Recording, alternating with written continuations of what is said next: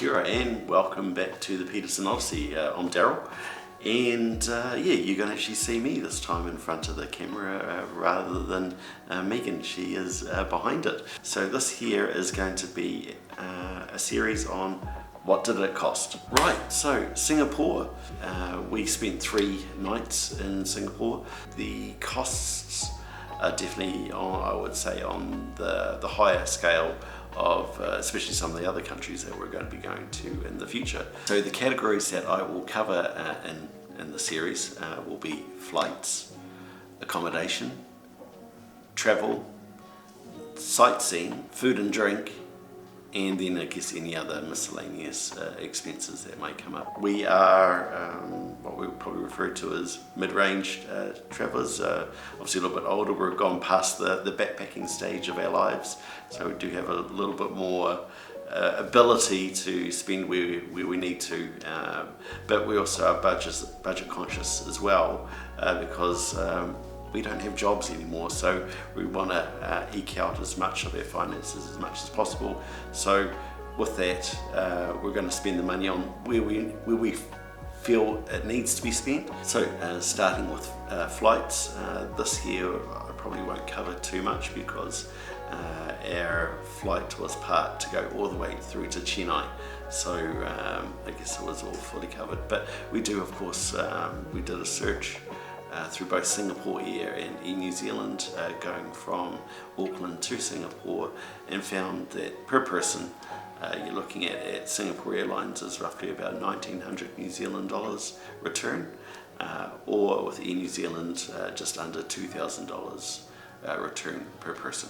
Regarding accommodation, we stayed at Hotel Boss.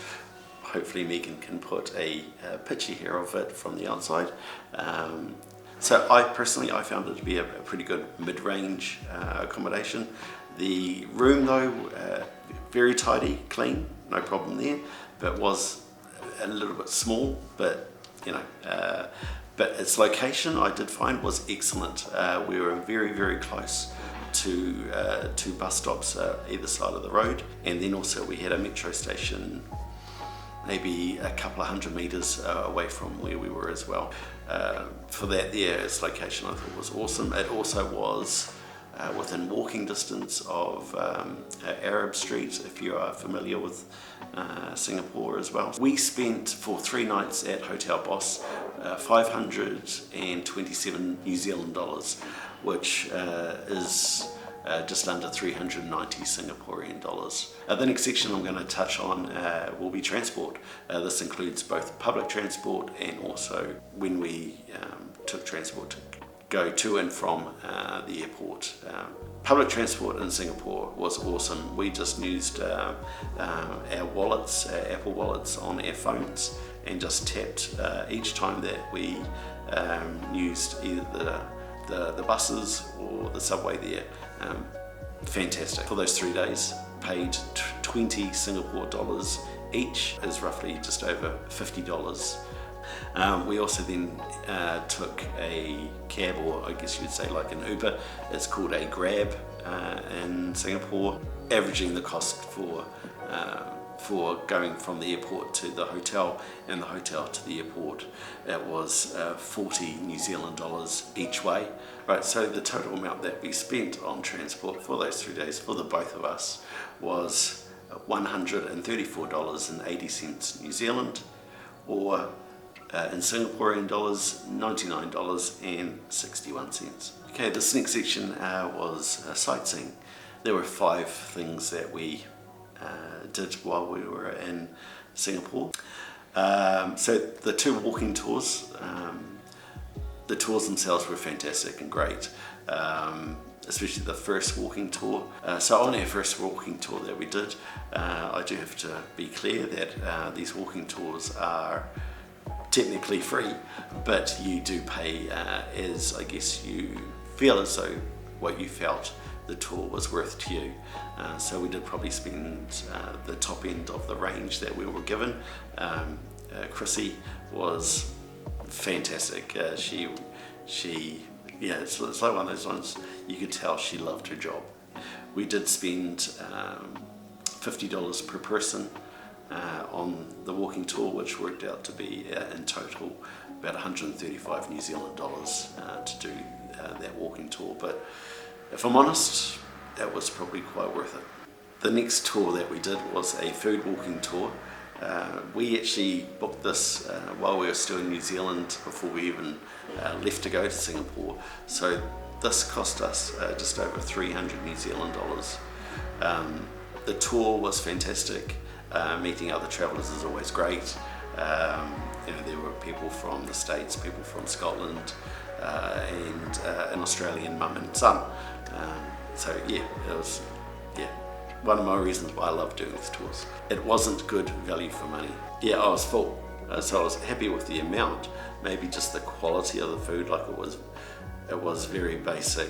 It wasn't worth $150 each. Okay, so the next thing that we did was Garden by the Bay. Fantastic little area. You don't need to spend any money there. You can just walk around the gardens. There are other pay-to-see areas.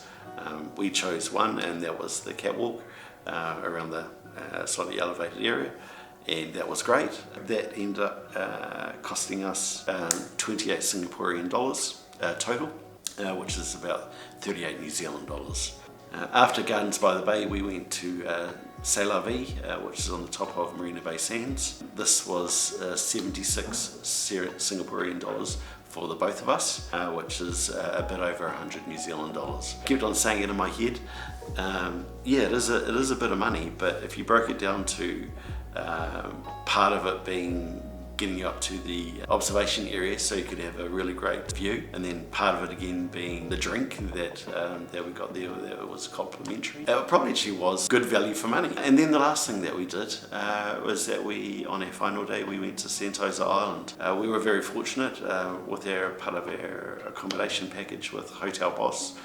They had a complimentary item that you could do at Sentosa Island, and that's what we chose to do. So you probably would have seen us do some mini golfing. That, if I'm sure, was maybe $22 per person, and we got it for free. Okay, so as a total of what we spent for sightseeing, it came to an amount of 584 New Zealand dollars, or 430 Singaporean dollars. This section is going to be on food. Of course, please note that the first evening that we were there, we did the food walking tour. This excludes that.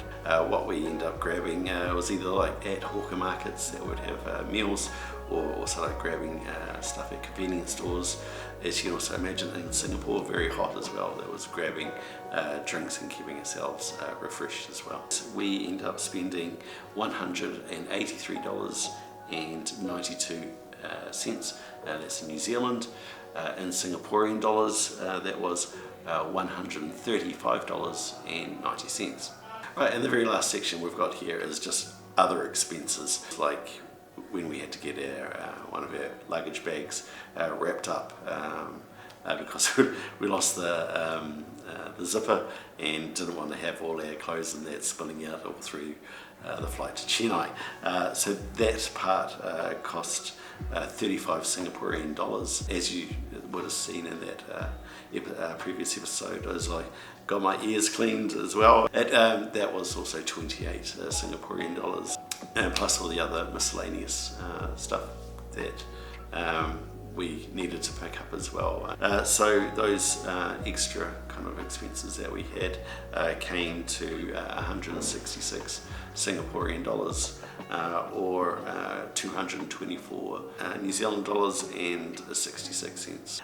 We've got a total for 3 days in Singapore of $1,069.72 in Singapore dollars, $1,657.50 New Zealand.